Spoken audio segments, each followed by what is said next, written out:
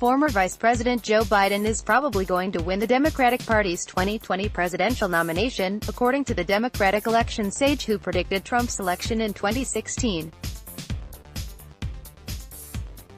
The only problem? He's destined to fall short of the White House unless something changes between now and the election. Despite all the attacks on him, his lead in the polls among Democrats has remained pretty steady, American University professor Allan Lichtman said in an interview with the Daily Caller.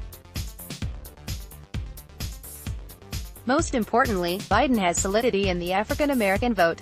Once you get to South Carolina, that's a critical primary. If you don't have substantial black support, you can't win it. Polling indicates Biden will likely win Iowa by a couple of points, while coming close, if not winning, in New Hampshire. He leads the Democratic field in South Carolina by nearly 20%.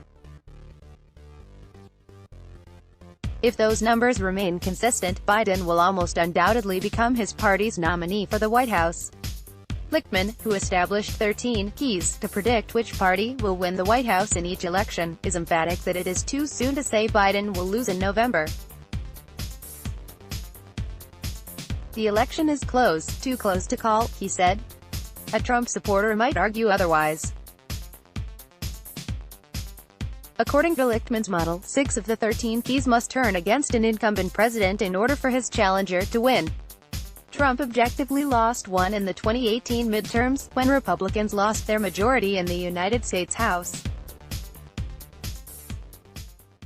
Historically, that event works against the re-election of an incumbent president.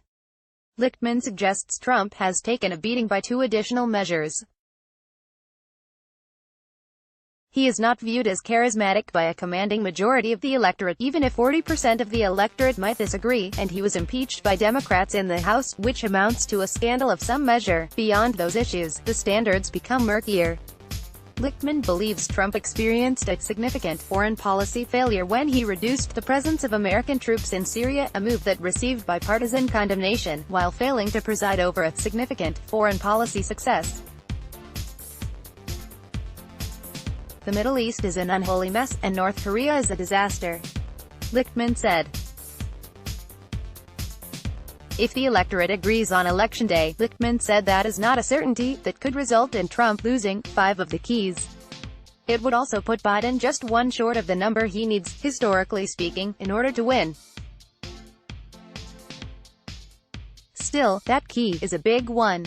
Even if Trump's foreign policy is a mess, the keys indicate he will still probably win unless the economy is in recession. Such economic hardship would result in Trump losing the 6th key Biden requires to win. Phrased more succinctly, the keys suggest Trump is going to win unless the nation begins experiencing significant hardship at home and abroad over the next 300 days. There is also very little Biden can do to influence the outcome. Nonetheless, Lichtman said, he is still hopeful that Democrats are in a stronger position than such a reading suggests.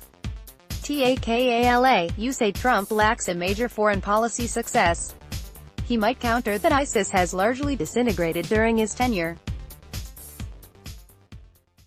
A critic might say that Trump didn't have much to do with it. Which side voters take may depend on the context of what has historically qualified as a foreign policy success for past presidents. What are some examples? Lichtman, the Camp David Accords. The success of putting together an international coalition and driving Saddam Hussein out of Kuwait under the George H.W. Bush administration. That's an example of one Democratic success and one Republican success.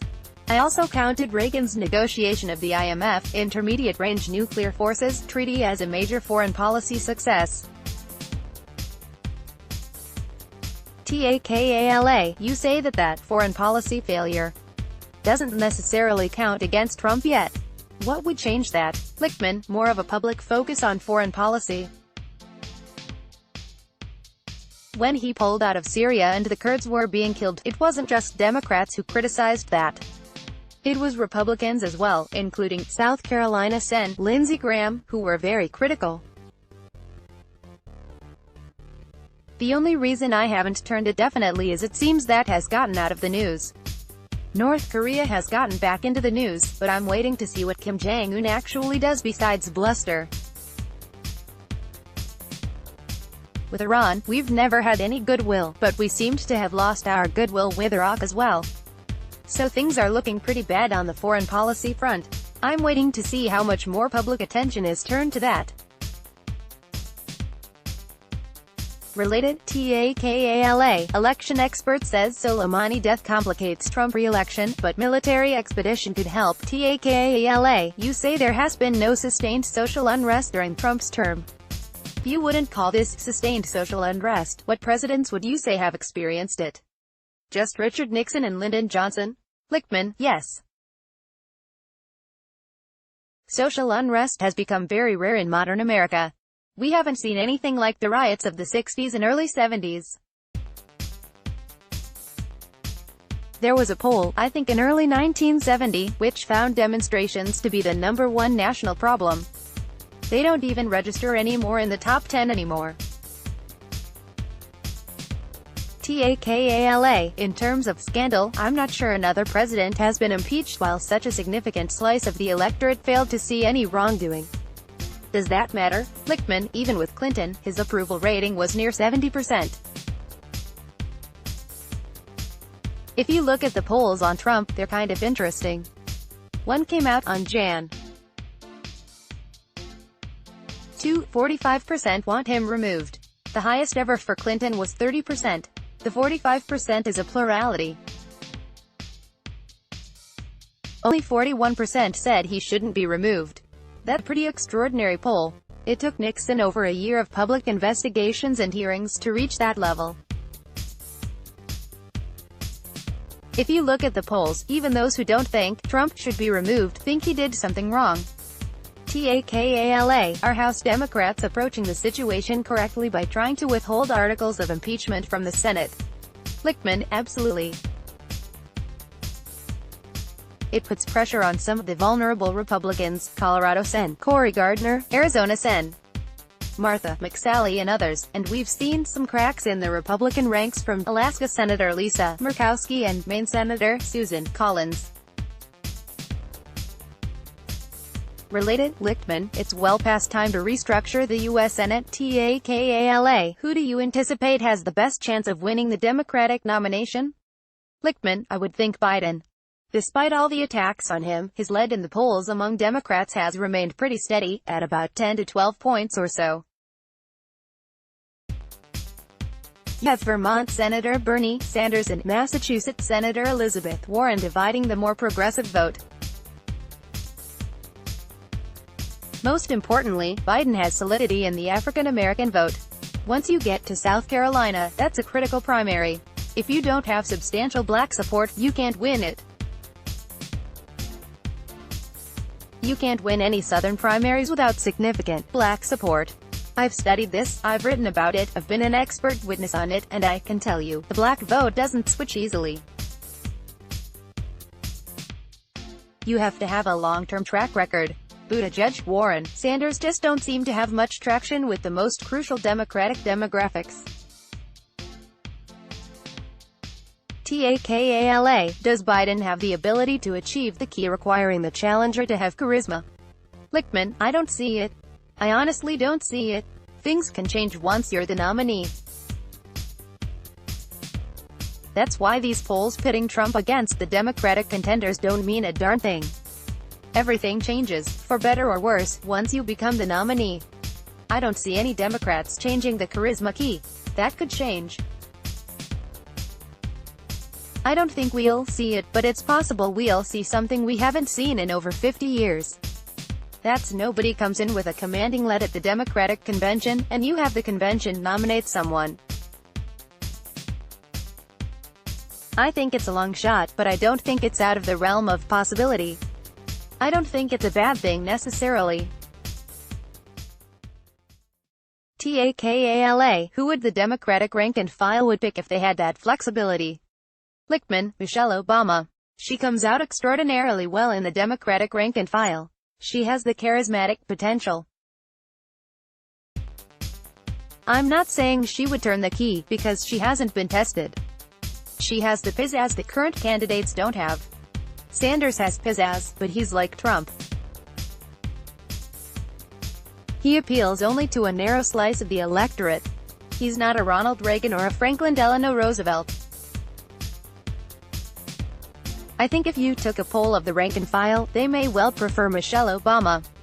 There are rules that would prevent her from being nominated at the convention, but rules can be changed. Related, Lichtman, unless Democrats find a 2020 candidate like Beto O'Rourke, Trump may well be set to win. TAKALA, who do you think the presidential nominee should pick as their vice president? Stacey Abrams. I think it needs to be a woman. Democrats can't win without a very powerful black turnout. If black turnout had been in 2016 what it had been for Obama, Clinton would have won. But, of course, none of my keys refer to the vice president. TAKALA, it looks like there may be a third-party campaign, but from the Democratic side. Your keys don't include a scenario for such an effect to favor the incumbent. Why is that? Lichtman, they don't, because it never happened. I don't see Tom Steyer or Michael Bloomberg mounting a third-party campaign. Bloomberg has said he's not going to do it. TAKALA, if Democrats lose in 2020, how do you think they'll respond in 2024 or 2028? Lichtman, I think you've seen the last of the old generation of Democrats. The Bidens, the Sanders, the Warrens, people 70 years and older will not be in contention in 2024, he said. You're going to see a new generation of Democrats coming up. Maybe Adam Schiff, I could see, Democratic California Sen. Kamala Harris, Democratic New Jersey Sen. Cory Booker, former Housing and Urban Development Secretary, Julian Castro.